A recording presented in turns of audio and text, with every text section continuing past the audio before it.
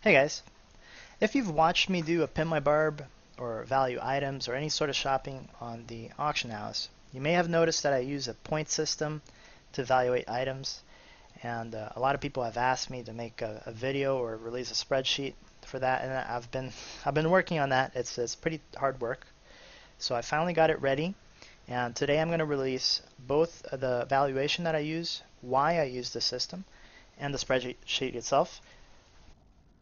I'll make a follow-up video discussing why I chose the value for each point.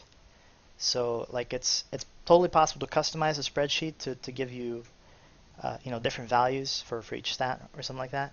So after I make my own reasoning for why I chose the number that I put there, maybe you can make an informed decision on whether you want to change it or not, or why it would be a difference for you. Okay, so first of all, why a point system? You need a point system because there's the DPS side of things, and then there's the defense side of things. Right now we've been using an EHP calculator for the defense side, but I have my reservations about that. I think EHP is very useful when you're, it's still useful, but it's perfect if you're a tank in an MMO game and you are getting the heals in, and the heals are normally going to top you up completely and overheal. So what you really want to do is survive until the next heal comes in or something like that. Because in a game like Diablo, normally you're not working at full health most of the time, and instead you're mitigating damage. It becomes very important because the healing, like there's no healer class in Diablo. So you need to consider the incoming damage versus the amount of healing that you're receiving either from regen or life on hit, revenge, health globes, whatever. And you want to make that a balanced equation so you're not just losing health until you die or something like that. So for that reason, I think that the defense side of things definitely needs to include healing, stats that give you regen and whatever else. And also, the EHP side of things needs to be skewed further towards the stats that reduce the damage that you take and away from the ones that just boost your health, right? So the idea then for the point system is that I'm going to try to combine everything so that you can look at any item and say, okay, this is 500 points, that's 550. Therefore, the 550 is a better item. That's the idea here. And the points themselves are going to change based on what spec you're using, what skills, what everything. But I can give you a pretty good number to start out with, and then you can work from there. So first of all, let me look at, for example, these two rings, right? Which one is better? You can only, you have to choose one. Which one would you pick? It's not easy to answer that question. Like maybe you could put in the stats on a DPS spreadsheet and check out which one's going to help you more in DPS. But then at the same time, the one on the right has more vitality, has life percentage, so it's going to help you on the defense side of things. Maybe the ring on the right has less damage but more defense, and the point system would allow you to directly say this ring is stronger than the other one. It's not necessarily means that that's the one that you want, because there's several things you're trying to balance out when you make a gear set. Maybe you really need the arcane resist, so you would go for the one on the right. Or maybe you have enough HP already, so you don't care about that, and you go for the one on the left. But let's get to that then. First, I wanted to show you the rings, and now let's discuss the motivation behind my choices for the points. So the central premise is that 1 strength is equal to 1 vitality.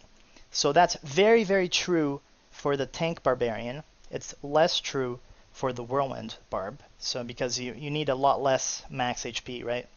I recommend at least 55k if you're rolling with the revenge and a shield. And for a whirlwind barb, I think 40k might be enough. So if you're rolling with 40k, it's a lot easier to reach the level of vitality that you need. And from then after that, the vitality becomes a lot less interesting to you. On the tank barb, however, what often happens is that people are short on HP and then they have to gem in like 2 2 vitality gems, and they'll have like 3 strength gems, 2 vitality gems. So what that means to me is that at that point, when you're gemming both, that means that 1 strength equals to 1 vitality. Otherwise, you would gem all of strength or all vitality, right? If one's stronger, you'd go for that. From there, I use the DPS spreadsheet and this depends. So if you want to be super precise, I recommend that you put in your stats on a DPS spreadsheet, and then say for attack speed, okay? Lose 1 attack speed, 1% attack speed, and then add strength until you match the HP, or sorry, match the DPS to what it was before, and that gives you exactly how much strength the attack speed is worth. If you want to be even more precise, you can subtract the point value of the armor that the strength would have given you from the value of attack speed. Anyways, so I think the part on the left here is very clear. You just want to match the value of strength to each of the damage types mods you can get. On the right, I used an EHP valuation, but I skewed it more towards resist and armor. I gave those an additional value. And life percentage it is a little bit tricky because there's some diminishing returns there. The more life percentage you have, the worse it becomes. And also you have to consider that you're not getting the armor from vitality if you use Nerves of Steel, which is actually a pretty decent passive.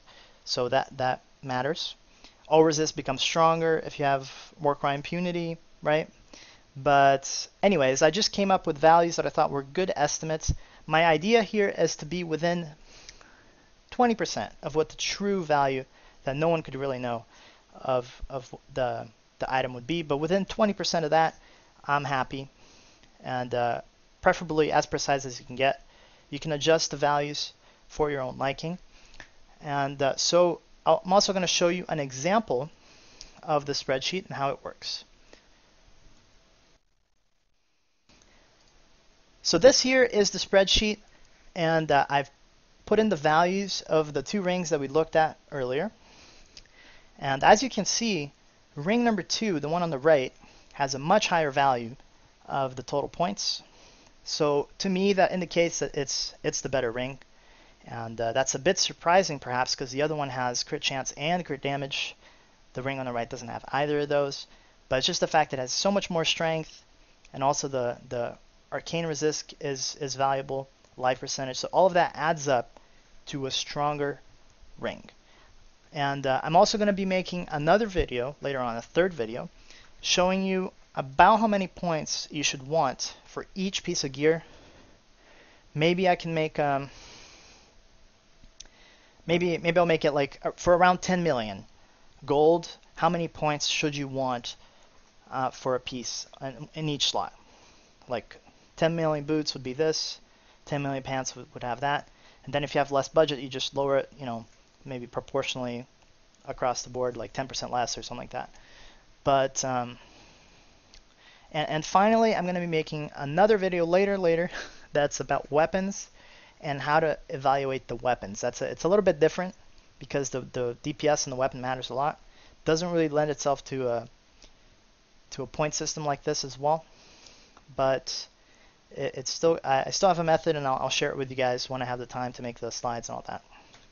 All right, so try out the spreadsheet.